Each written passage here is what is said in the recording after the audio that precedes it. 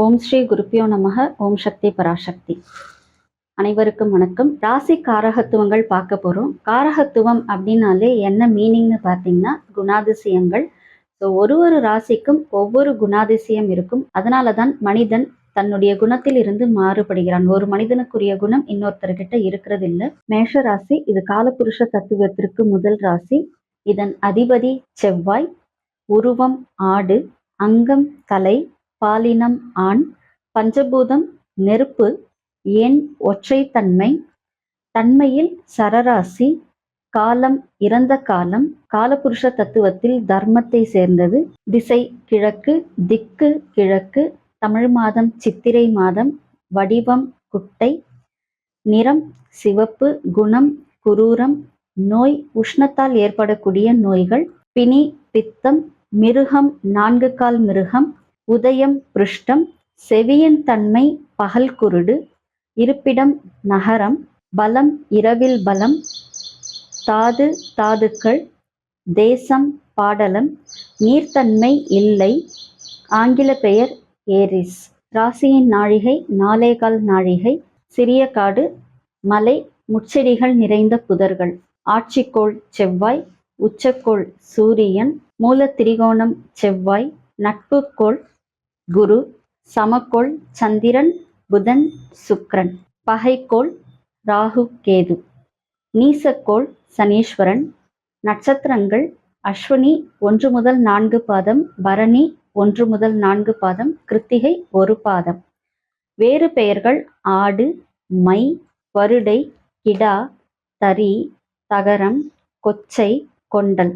இது ஒரு வீதியின் ஆரம்பத்தை குறிக்கும், தாழ்வான இடங்களை குறிக்கும், கரடு முரடான கற்கள் மற்றும் பாறைகள் நிறைந்த இடத்தை குறிக்கும், மேய்ச்சல் நிலத்தை குறிக்கும், கோபத்தில் ஒரு செயல் நடக்கும் அந்த செயலை குறிக்கும், மாமிசம், கம்பளி, சிவந்த தானியங்கள், கடுகு, துவரை, சிவப்பு சந்தனம், சிவந்த கோதுமை, சித்த மருத்துவ செடி கொடிகள், மூலிகைகள், பால் உள்ள மரங்கள், இரும்பு இயந்திரங்கள், நீர்த்தேக்கங்கள், மின்சாரத்தை உற்பத்தி செய்யக்கூடிய இடங்கள், மாமிசம் சாப்பிடாத வன விலங்குகள், பருத்தி, கோதுமை, ராகி, புஞ்சை நில பயிர்கள், மலை சார்ந்த இடங்கள், முள் செடிகள் நிறைந்த இடங்கள், நெருப்பு உள்ள இடங்கள், போர்க்களங்கள், கிராமங்கள், ஆட்டு மந்தைகள், நவரத்னம் சேமிக்கின்ற இடங்கள், நவரத்ன சுரங்கங்கள்,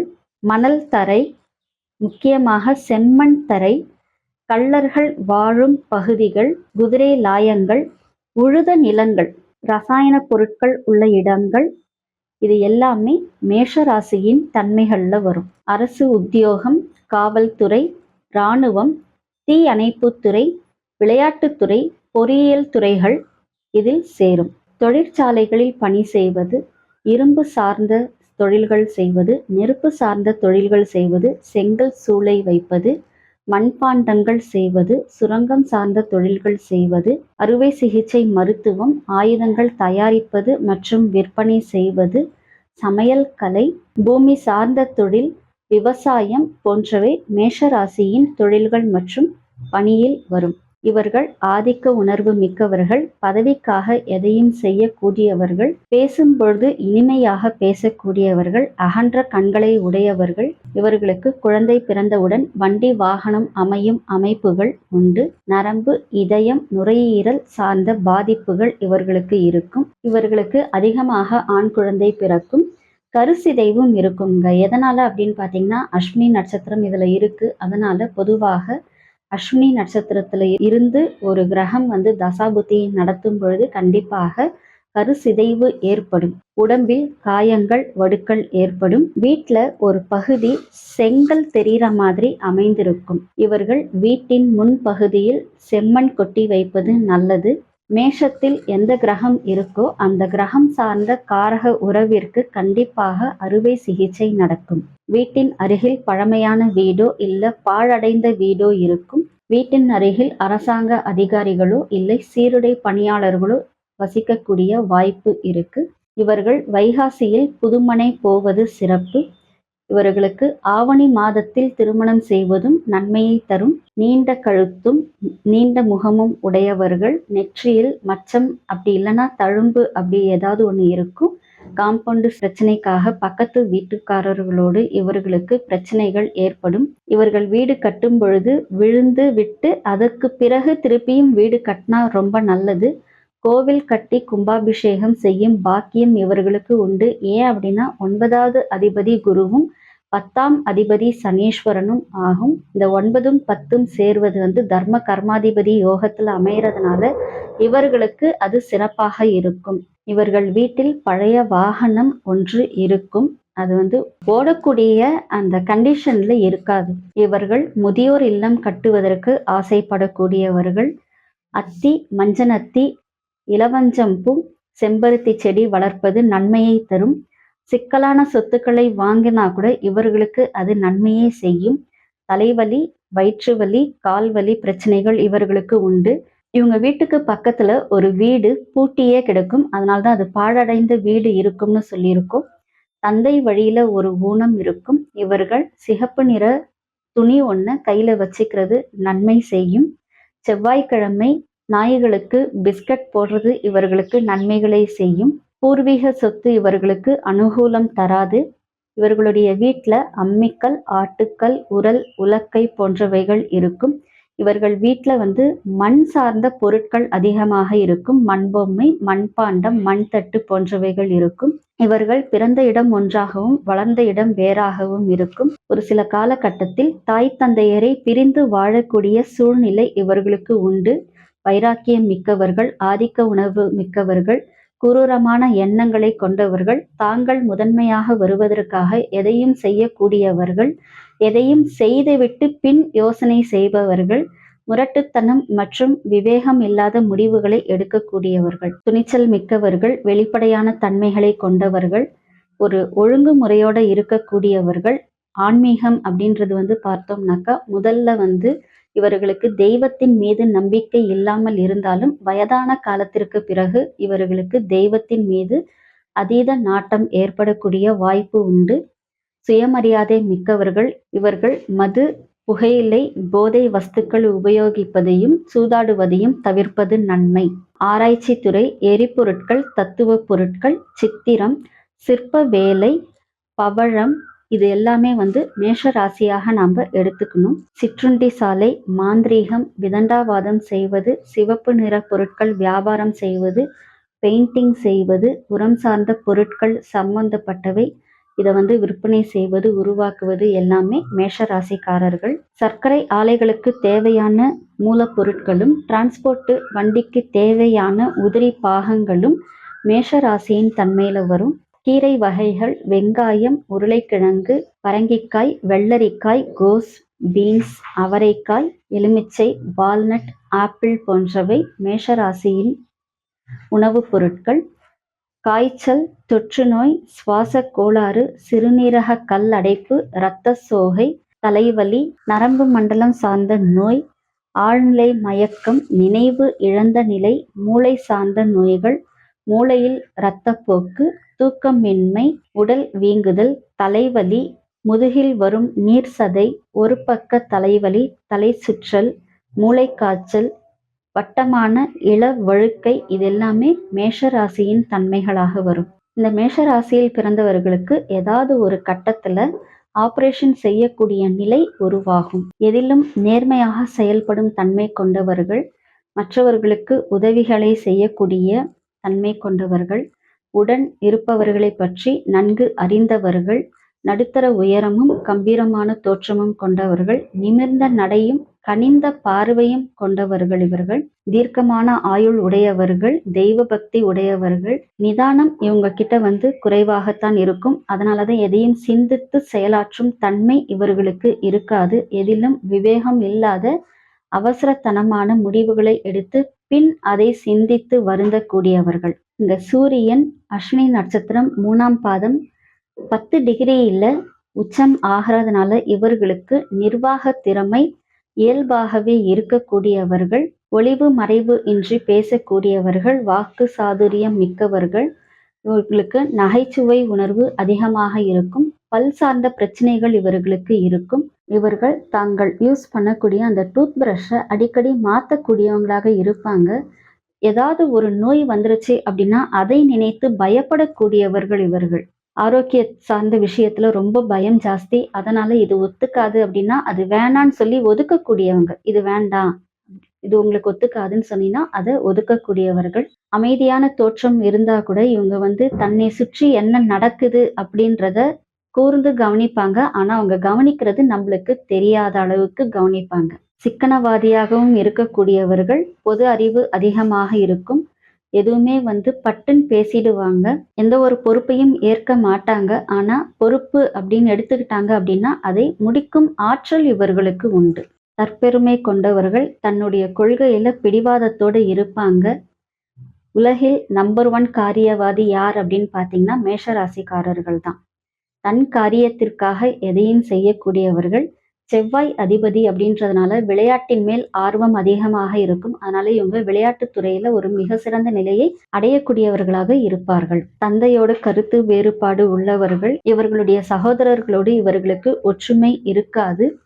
இவர்களுடைய குழந்தைகளால் இவர்களுக்கு நன்மைகள் கிடையாது. அதே மாதிரி இவங்களுடைய குழந்தையின் திருமண வாழ்க்கையும் பிரச்சனைக்குரியதாக இருக்கும். நண்பரே எதிரியாக மாறுவாங்க. கரண்ட் பில் கட்டாத இடங்கள், கட்டிடங்கள் எல்லாத்தையுமே நம்ம மேஷ ராசியாகத்தான் பாவிக்கணும். ஒரு நாளாவது இவங்க வீட்டுக்கு திருடன் போவாங்க. அதனால இவங்க போலீஸ் என்கொயரி அப்படின்றதுக்கு போற மாதிரி இருக்கும். எலக்ட்ரிக் ஷாக் இவங்களுக்கு அடிக்கக்கூடிய வாய்ப்புகள் அதிகம். தற்காப்பு கலையை கத்துக்கக்கூடியவர்கள் இவங்க. நிறைய வீட்டுல திட்டு வாங்கி அதுக்கப்புறம் தான் இவங்க முன்னேறுவாங்க. இவங்களை வீட்டுல இருக்கக்கூடியவர்கள் யாராவது ஒருத்தர் இவங்கள ட்ரெயின் அப் பண்ணிக்கிட்டே இருந்தா மட்டும்தான் இவங்க வாழ்க்கையில முன்னேறுவாங்க.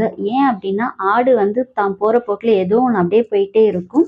ஆனா ஒருத்தர் அதை மேய்க்கிற பொழுது என்ன ஆகும்னு பாத்தீங்கன்னா எல்லா ஆடுகளும் ஒன்னா சேர்ந்து ஒரே மாதிரி போயிட்டே இருக்கும். இவங்களை மோட்டிவேட் பண்ணினாக்க அவங்க எந்த விஷயத்துல நல்ல முறையில வரணும்னு நினைக்கிறாங்களோ அந்த துறையில அவர்களால் சிறந்து வர முடியும்.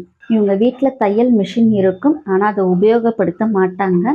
சாமர்த்தியமாக பேசக்கூடியவர்கள். வருமானத்தை சேமிக்கிறதுல இவங்களுக்கு சிரமங்கள் அதிகமாக இருக்கும். திருட்டு பொருட்கள் ஒளித்து வைக்கக்கூடிய இடத்தையும் நம்ம மேஷ ராசியாகத்தான் பாவிக்கணும்.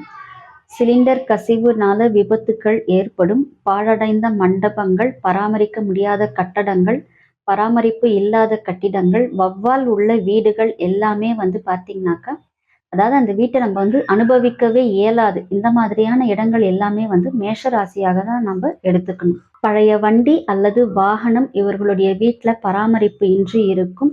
குதிரை லாயம், குதிரை சாரட் இதெல்லாமே மேஷராசியின் தன்மைகள். மேஷத்துல ஒரு கிரகம் இருந்தால் அந்த கிரகம் மூலமாக அதிக அளவுல பயன்கள் இருக்காது. அந்த கிரக காரக உறவு மூலமாகவும் எந்த ஒரு பெரிய பயனும் இருக்காது. இவர்களால் அனுபவிக்க முடியாத சொத்துக்கள் இவங்களுக்கு நிறைய இருக்கும். அதே மாதிரி மண்ணை தோண்டினா தண்ணி வரணும் இல்லைங்களா? இவங்க இருக்கிற இடத்துல அந்த மாதிரி வராது. பாறைகள் தான் அதிகமாக வரும். கற்களுக்கு இடையில் நீர் இருக்கும். அந்த இடம் எல்லாமே நம்ம மேஷ ராசியாகத்தான் எடுக்கணும். கிரைண்டர், மிக்சி இது மேஷ ராசியா நம்ம பாவிக்கணும். இவர்களுடைய சொத்துக்கள் ஏலத்திற்கு வரும். இவர்களுக்கு காலையில பிரச்சனைக்குரியது அப்படின்றதுனால இவர்கள் காலையிலையும் பகல்லையும் சமாதானம் செய்யறதுக்கோ பேசுறதுக்கோ போகக்கூடாது. எதுவுமே மாலையில் செய்தால் இவர்களுக்கு நன்மையாக இருக்கும். காய்ச்சல் அப்படின்ற பொழுது உடனடியாக மருத்துவரை பார்க்கறது நல்லது. ஏன்னா இது நெருப்பு ராசி அப்படின்றதுனால உஷ்ணம் சார்ந்த நோய்கள் அதிகம் தாக்கும். அப்படின்றதுனால கண்டிப்பாக இவர்கள் மருத்துவரை பார்த்துக்கிறது ரொம்ப நல்லது. விபத்தும் அதனால் வழக்கும் உண்டு. வாடகை வருமானம் இவர்களுக்கு கிடைக்கும். திருமணம் ஆன பின்பு பொருளாதாரத்துல வளர்ச்சிகள் ஏற்படும். இவர்களுக்கு இஎன்டி பிரச்சனை, அதாவது காது மூக்கு தொண்டை சார்ந்த பிரச்சனை இருக்கும். தைராய்டு சார்ந்த பிரச்சனைகளும் இருக்கும். நீர்நிலை வீட்டுக்கு அருகில இருக்கும். 4வது இடம் கடகம் அப்படின்றதுனால இவர்களுடைய வீடு நீர்நிலைக்கு அருகில் இருக்கக்கூடிய வாய்ப்புகள் அதிகமாக உண்டு. இவர்கள் தொழில் ஆரம்பித்த உடனேயே ஒரு கர்மம் செய்யும் நிலை உருவாகும். ஏன்னா 10வது இடம் தொழில் ஸ்தானம். அதற்குரியவர் சனீஸ்வரன். இவர் கர்மகாரகன் அப்படின்றதுனால இது சொல்லப்பட்டிருக்கு. ஆடம்பரமாக செலவு செய்யக்கூடியவர்கள் இவர்கள். பூர்வீக சொத்தினால இவர்களுக்கு பயன்கள் பெரிய அளவுல இருக்காது. அதன் மூலமாக இவர்களுக்கு எந்த ஒரு வருமானமும் கிடைக்காது. இவர்கள் தங்களுடைய சகோதரத்திற்கு உதவிகளை செய்வாங்க. அவங்களும் உதவிகளை வாங்கிப்பாங்க. ஆனா, அதுக்காக ஒரு நன்றி கூட சொல்ல மாட்டாங்க. இவர்களுக்கு சகோதரர்களால் பெரிய அளவுல ஒரு முன்னேற்றங்கள் கிடைக்காது. அவங்களால கடன் தான் ஏற்படும். தோல் சார்ந்த பிரச்சனைகள் இவர்களுக்கு இருக்கும். குச்சிக்கிழங்கு சிப்ஸ் போன்ற இந்த எண்ணெயில் பொரித்த உணவுகளை அதிகமாக விரும்பி உண்ணக்கூடியவர்களாக இருப்பார்கள். மாமனாரோடு கருத்து வேறுபாடுகள் கொண்டவர்கள்.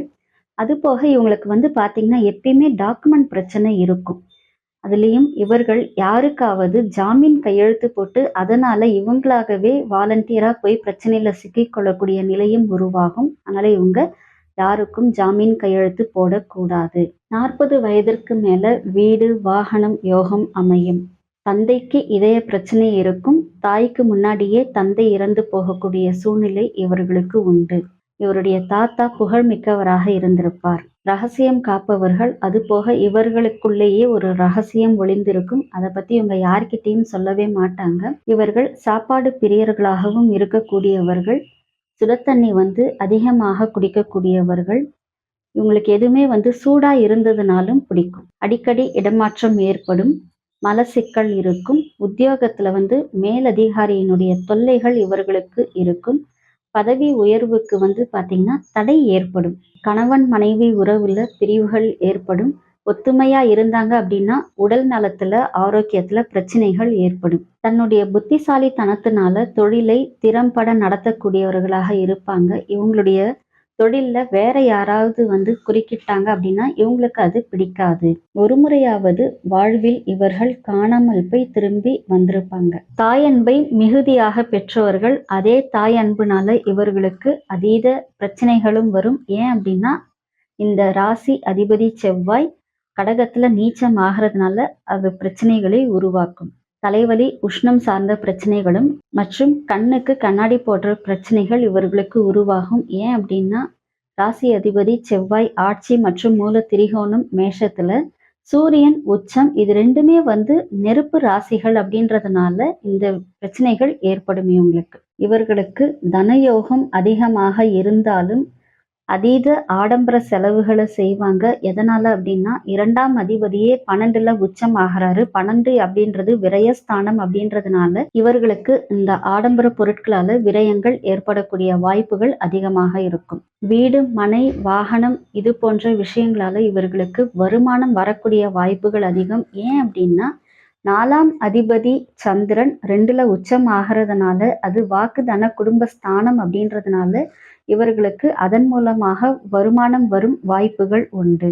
இளைய சகோதர உறவுகளால இவர்களுக்கு அடிக்கடி சங்கடங்கள், சஞ்சலங்கள், பிரச்சனைகள் ஏற்படக்கூடிய வாய்ப்புகள் அதிகமாக இருக்கும்.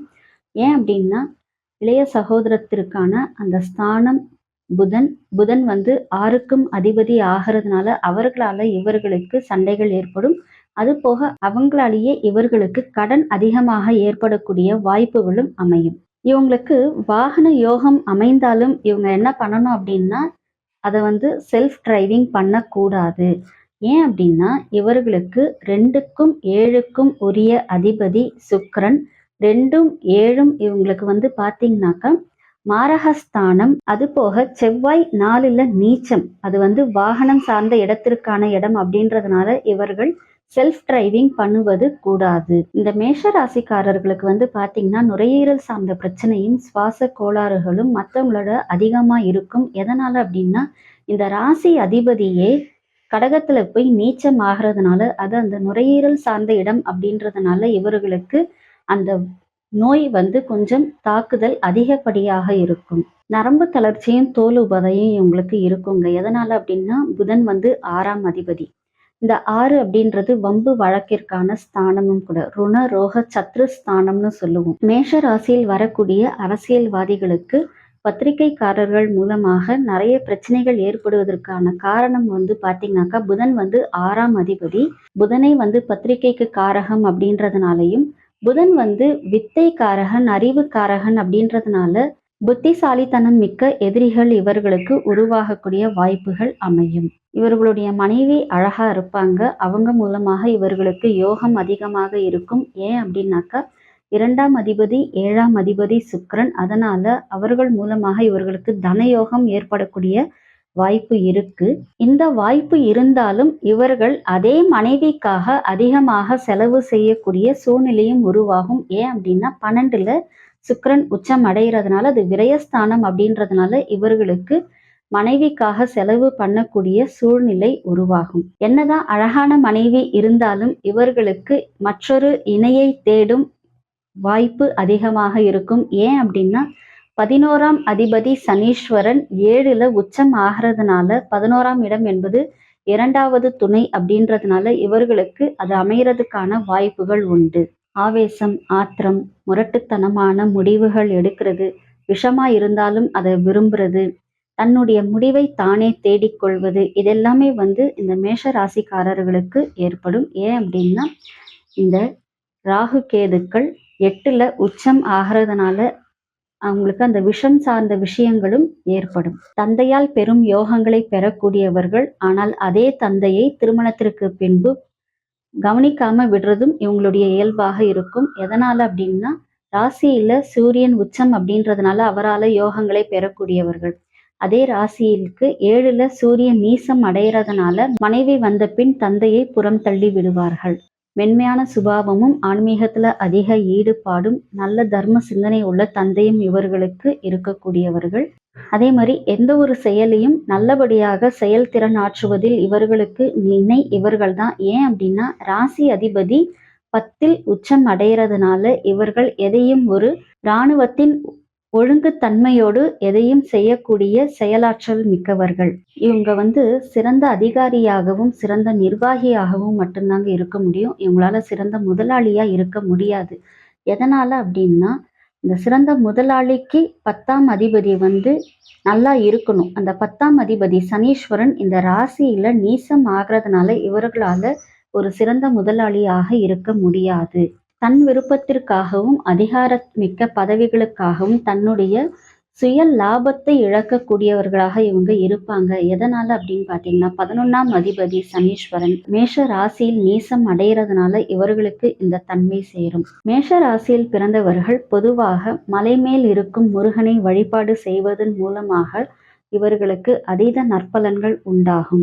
சிறப்புறுமணியே செவ்வாய் தேவே குறையிலா வாழ்வு குணமுடன் அருள்வாய் மங்கள செவ்வாய் மலரடி போற்றி அங்காரகனே அவதிகள் நீக்கு. இந்த செவ்வாய் காயத்ரிய மேஷராசிக்காரர்கள் தினமும் சொல்லி வர்றதுனால இவர்களுக்கு இந்த செவ்வாய் பகவானின் அருளால் மற்றும் முருகப்பெருமானின் அருளாலும் எல்லா விதமான நன்மைகளும் ஏற்படும். கொஞ்சம் பத்த வச்சா போறோம், அந்த நெருப்பானது தகதகன் எப்படி எரிய ஆரம்பிக்குதோ அதே போன்றே இந்த மேஷ ராசிக்காரர்களுக்கும் நாம மோட்டிவேஷன் அப்படின்ற கீயை கொஞ்சம் முடுக்கி விட்டோம்னா போதும், இவர்கள் வாழ்க்கையில் எல்லா விதமான செயல்களையும் நல்லபடியாக செயலாற்றி முன்னேற்றம் பெறுவதில் வல்லவர்களாக மாறுவார்கள்.